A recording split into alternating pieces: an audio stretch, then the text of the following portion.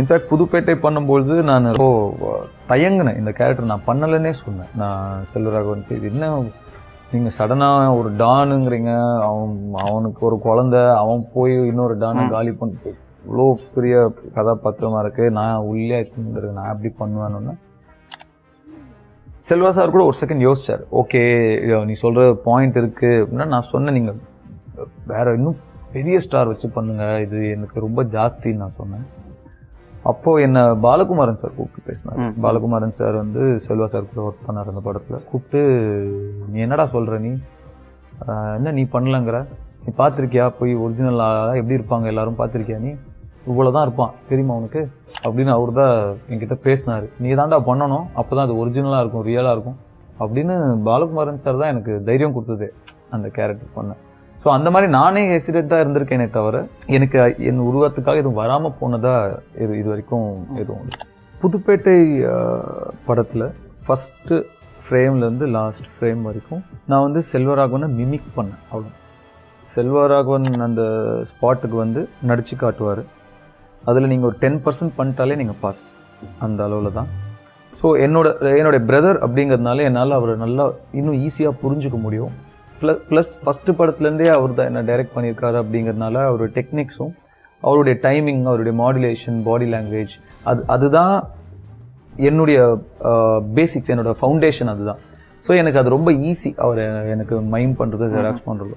நான் அதில் ஒரு 60% என்னால் 60-70% என்னால் அதில் பண்ண முடியும். ஸோ அந்த நீங்கள் சொன்ன அந்த சீனும் கூட நான் ஸ்பாட்டுக்கு எம்டியாக தான் போவேன், எதுவுமே ப்ரிப்பேர்லாம் பண்ணிட்டு போக மாட்டேன். ஏன்னா அது பண்ணால் எனக்கு அகேன்ஸ்டாக தான் போய் முடியும். அவர் கம்ப்ளீட்டாக வேறு ஒன்று சொல்லி, ஏன்னா செல்வராகவன் டைமிங் பிடிக்கிறது அவ்வளோ ஈஸி கிடையாது, ரொம்ப ரொம்ப கஷ்டம்.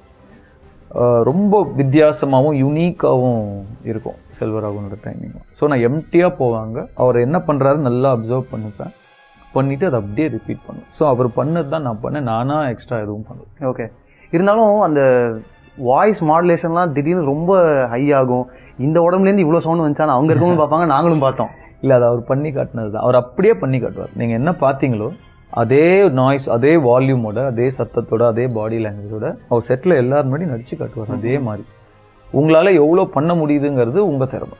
அதில் அங்கேயே நம்ம எடுத்துக்கிறது தான். ஆமாம், அது அங்கே இருக்கும், அல்ல குறையாமல் இருக்கும். நம்ம எவ்வளோ எடுத்துக்க முடியுமோ அது நம்ம டேலண்ட். ஓகே, ஒரு இடத்துல இல்லை ஸ்கேல் இப்படியே இருக்காது, இதை பண்ணிட்டா வேலை முடிஞ்சது இருக்கவே இருக்காது. ஒரு படம் ஓடும் தடால்னு, ஒரு படம் ஓடாது, அப்புறம் ஒரு படம் வரும் தடால்னு, ஒரு படம் ஓடாது. எப்போ சக்சஸ் அண்ட் ஃபேம் எங்க இருக்கோ அதே மாதிரி ஃபெயிலியரும் ஒரு regular part of my profession. ரெகுலரா ஃபெயிலியரை சந்திக்கிறதுங்கிறது ஒரு சாதாரண விஷயம் கிடையவே கிடையாது. So every time I have to get back up again. திரும்பி முதல்ல இருந்து ஒரு வாட்டி கீழே விழுந்து எந்திரிச்சு மறுபடியும் முதல்ல இருந்து ஸ்டார்ட் பண்றோங்கிறது ஒரு டிஃபிகல்ட்டான space to be in. But of course இதில் வர நிறைய நல்ல விஷயங்களை பார்த்துட்டு இதெல்லாம் பண்ணாதான் அங்கே போய் சேர முடியும் அப்படிங்கிற ஒன்று இருக்குல்ல, தட் கீப்ஸ் மீ கோயிங். எந்த மாதிரி படம் பண்றதுங்கிற கன்ஃபியூஷன் எவ்ரி ஃப்ரைடே வரும். அது எந்த ஒரு படம் பயங்கரமா நம்ம நல்லா இருக்குன்னு நினைச்சு நடிச்சுட்டு கன்ஃபார்ம் ஹிட்னா ஹிட்டுக்கு முன்னாடியே பார்ட்டிலாம் கொடுத்துட்டு சுத்திட்டு இருப்போம், அந்த படம் ஒண்ணுமே இல்லாம போயிடும். ஒரு படம் ஏன்டா நடிச்சோன்னே தெரியல, எதுக்குடா இந்த படம் கன்ஃபார்மா ஓடாதுன்னு நினைப்போம், அது பயங்கரமா ஓடும். ஸோ எந்த மாதிரி படம் நடிக்கிறதுங்கிறது யாருமே எனக்கு தெரிஞ்சு இன்னும் கிராக் பண்ணல. யாருக்குமே அது கரெக்டா தெரியவே தெரியாது. வில் பிலீவ் இன் சம்திங், அதை நம்பியே உழைப்போம், சம்டைம்ஸ் கிளிக் ஆகும், சம்டைம்ஸ் கிளிக் ஆகும். எந்த மாதிரி படம் பண்றோம் குழப்பம், அது எனக்கு லைஃப் ஃபுல்லா இருக்கதான் போகுது. அது கிராக் பண்ணவே முடியாது. Okay, believe in yourself, that is the most important thing to do. What you think you become, பகவத்கீதையில இருக்கு. நீங்க என்ன நினைக்கிறீங்களோ அதான் நமக்கு நடக்கும். So initially even if there is lot of failures or struggles or hurdles, keep believing, then give your level best. எவ்வளவு முடியுமோ give your level best, work hard. Third and most important thing, உங்க வேலையை மட்டும் பாருங்க, அடுத்தவங்க வேலையை பார்க்காதீங்க. உங்க வேலையை மட்டும் பாருங்க, உங்களுக்கானது உங்களுக்கு வரும், உங்ககிட்ட தான் இருக்கும், யாரும் எடுத்துக்க முடியாது. உங்க உடல்நிலை வச்சு பார்க்கும் பொழுது ரொம்ப இம்பார்ட்டன்ட் தான்.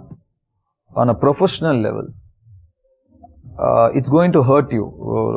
ஒரு படத்தோட result or anything like you said, all the other things other than success, it's going to hurt you. Romba getting attached to a character and going to the next film, it's going to hurt you. I think that hurt is also very important. And the detachment என்னோட ஹெல்த்தை பாதிக்கும்னா நான் அதுக்கு தயாராக எனக்கு sorry